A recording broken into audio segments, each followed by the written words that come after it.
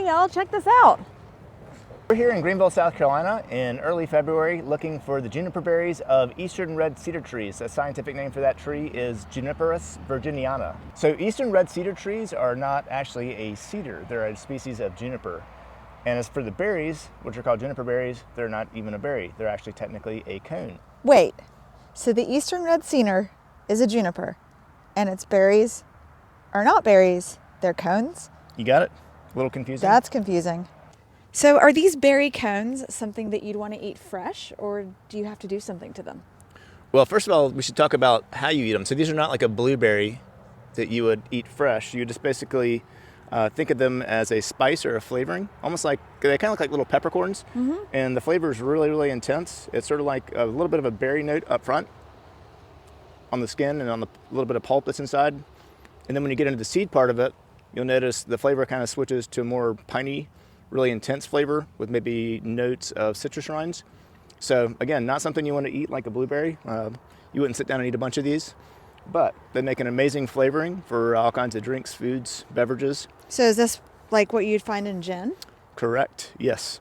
So gin, if you've ever had that, the primary flavoring in gin is actually juniper berries from European junipers. This is a North American juniper.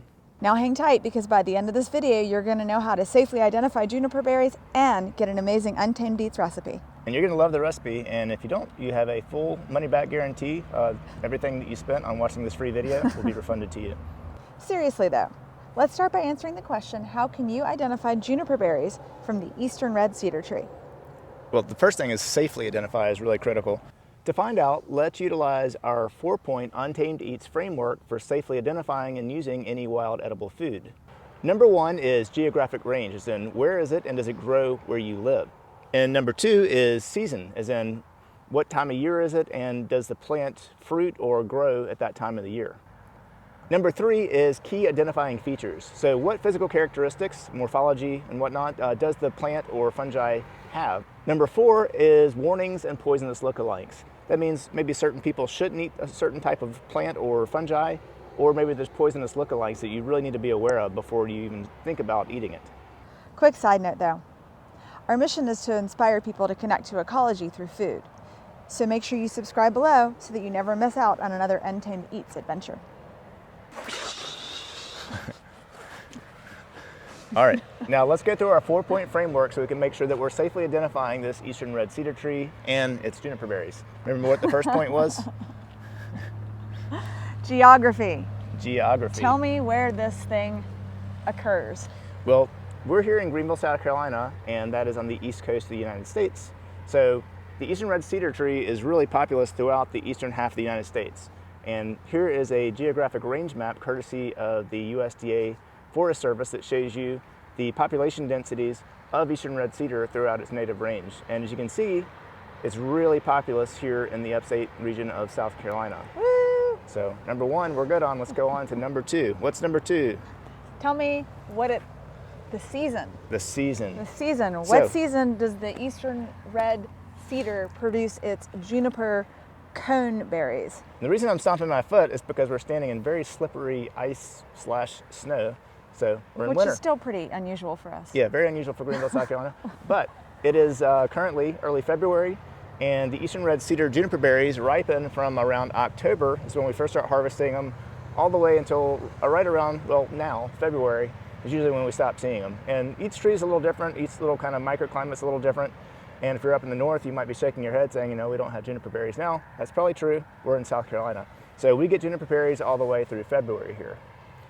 What was number 3? Do we remember?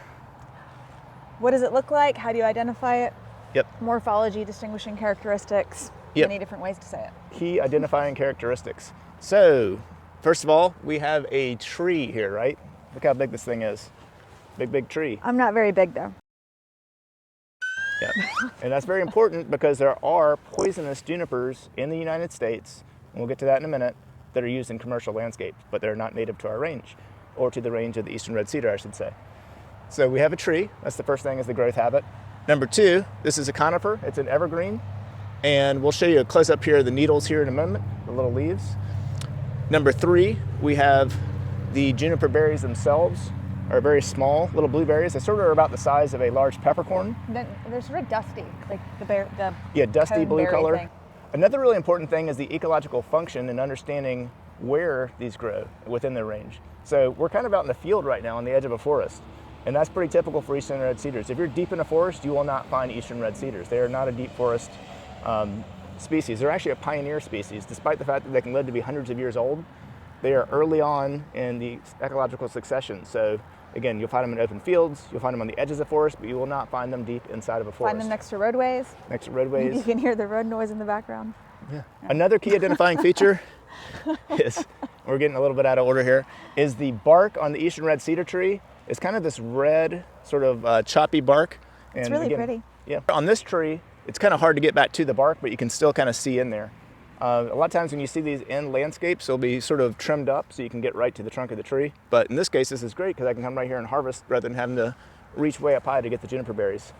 Another key feature here is the leaves, which are needles. And when you kind of rub your hands on these, they're a little prickly and they're kind of scale-like. They kind of remind me of our bearded dragon's tail. I hadn't thought of that. It's a good point. So if you have a bearded dragon and you happen to see an eastern red cedar tree, match up the tail of your bearded dragon to the leaves of the cedar tree. Very tiny bearded dragon. Now, if you look at it closely, one feature that's really kind of neat about it is it almost looks like it's braided. It almost looks like a tiny little braided rope on the needles. And again, they're kind of prickly. And this is an evergreen tree, so it will never lose its leaves. Another key way to identify eastern red cedars. All good so far, but what's our final thing now that we've passed 1, 2, and 3? What's number 4? Warnings and poisonous lookalikes. Probably Dun, dun, dun. The most important part. So, warnings. Are juniper berries from eastern red cedars safe to eat? The answer to that is almost certainly yes in culinary amounts. So again, this is not something you're going to sit down and eat a bowl full of, like blueberries. You're just going to use small amounts of it in food. We should also say that this is a tree that has been used, juniper berries specifically, have been used by Native Americans for thousands of years. And there's not a lot of research on the eastern red cedar juniper berries. There's a lot of research on European juniper berries. And for culinary purposes, it's completely safe to use. The only risk might be, this is again just for out of an abundance of caution, if you are pregnant or breastfeeding. This is one you probably want to avoid just in case, because it can potentially be dangerous for little developing kidneys. So that's something to consider there. Again, pregnant or breastfeeding, maybe avoid eating juniper berries. Now, you're saying to avoid eating the berries. What about if it's like a cordial that might have 1 or 2 juniper berries in it to flavor it? You mean if you're pregnant or breastfeeding? Yes.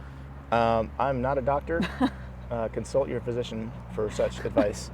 What about poisonous lookalikes? Because doesn't your dad have junipers growing in his yard? My dad does indeed have junipers growing in his yard, and I've always hated them ever since I was little. This is a different species than my dad's species is different than this one. He's got a savin juniper, which is kind of a low-growing, crawling, mounding juniper. You'll see these a lot in commercial landscapes. They do produce juniper berries that look a lot like this, but they are poisonous. You definitely do not want to eat those. So if you see juniper berries on a low-growing, mounding Not plant a giant tree. in the east coast of the United States, do not eat it. If you're in Europe, different story. So we're not going there. We're specifically talking about eastern red cedar trees here with our juniper berries. As for other poisonous lookalikes, there really are none in the native range of eastern red cedar that are an upright tree that produces small blueberries. So if we're seeing this big tree, blueberries, good to go. Lizard tail leaves. Lizard tail leaves. Woohoo! So now we know how to identify the eastern red cedar tree. Yep. And since I'm not pregnant or breastfeeding, I know that I can safely eat juniper berries from the eastern red cedar tree. So now we got to figure out how are we going to harvest these things. Should we show them? Sure. Okay. To harvest these quickly, what you want to do is have a nice wide basket or bowl underneath them, something that's not going to break if it drops.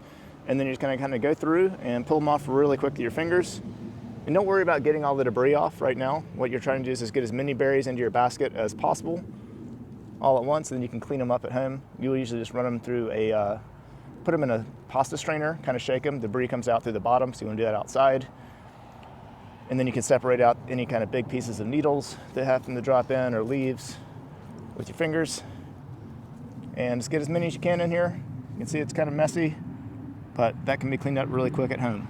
On that note, if you like the foraging basket we're using, you can get one like it through the link in the description on this video. This is probably a good time for us to mention that you can go to www.tyrantfarms.com/untamed-eats to find this downloadable quick guide, which will tell you everything that you need to know on a single sheet about how to find and identify the eastern red cedar and its juniper berries. Yeah, so as we get going with this channel too, you can download these and basically create your own foraging journal. So with all the Untamed Eats foods that we're going to be showing you, and so you can help discover them. Almost like create your own little foraging book. And it's completely free. Completely free.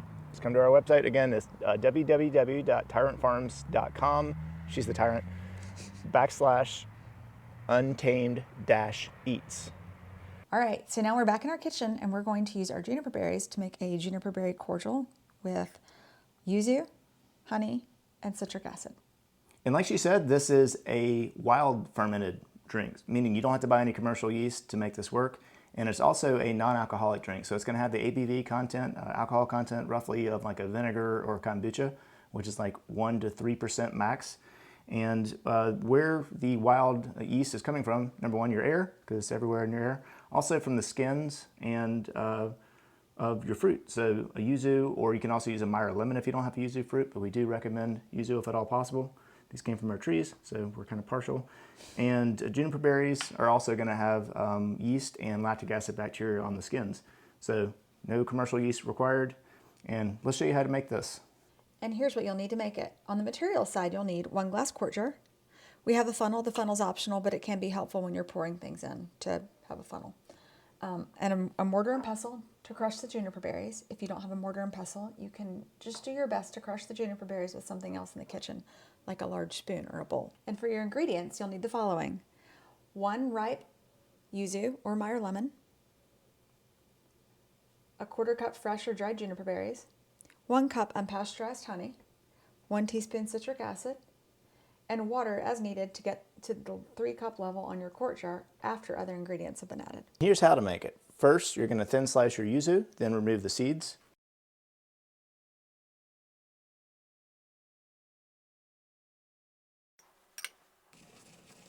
Next, you're going to mash the juniper berries in a mortar and pestle. Yes, our pestle is broken, but we're too frugal to replace it. I also named it Peter, and Peter whimpers every time we talk about replacing him.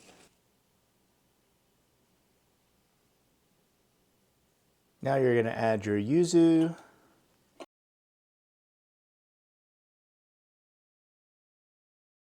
your juniper berries, your honey, and your citric acid. Then add water up to about the 3.5 cup measure on your jar. Stir your ingredients together, and don't worry if the honey doesn't completely dissolve at this point. Next, you're going to want to place a lid on the jar, which allows the ferment to burp. Good candidates for lids could be like a metal lid that's not fastened onto the jar. That's really important. Again, we want it to be able to off-gas. Another possibility is you can use like a cloth like this or a paper towel attached with a rubber band. And that's what we're going to do here. Keep your jar in a cool indoor environment out of the sun where you won't forget about it, such as a spot next to your kitchen sink with all your other experiments. Vigorously stir the ferment with a clean spoon twice daily or about every 12 hours. The mixture will get quite bubbly around days 4 through 5. At this point, begin taking a small taste after each stirring in order to monitor the flavor development. After 10 days, you're going to want to strain the ingredients through a fine mesh strainer, then put the liquid in an airtight jar in your fridge to stop the fermentation. Don't toss those fermented citrus skins because they are really tasty. After about 24 hours in your fridge, the liquid will clear as the lees drops to the bottom of the jar. Lees are residual fiber and dead yeast. If desired for aesthetic reasons, you can pour the clear liquid into a new jar in order to dispose of the lees, but we drink them both. Yes, lees is perfectly safe to consume. We recommend serving this drink in small quantities in cordial glasses or serving it in larger glasses with mixed 50-50 sparkling water. Cheers. Cheers.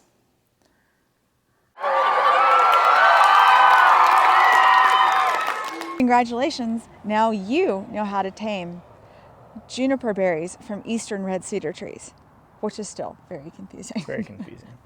As we get going with the Untamed Eats YouTube channel, we're going to be doing prizes and giveaways through our website, so make sure that you're subscribed by going to www.tyrantfarms.com/untamed-eats. So sign up there and subscribe so you never miss a video, and you get a chance at winning cool prizes like maybe this foraging basket or cool knives that you would use for mushroom foraging. Who knows? All kinds of cool stuff coming down the road. So stay tuned, subscribe. Thank you. We can't wait to see you on the next episode of Untamed Eats.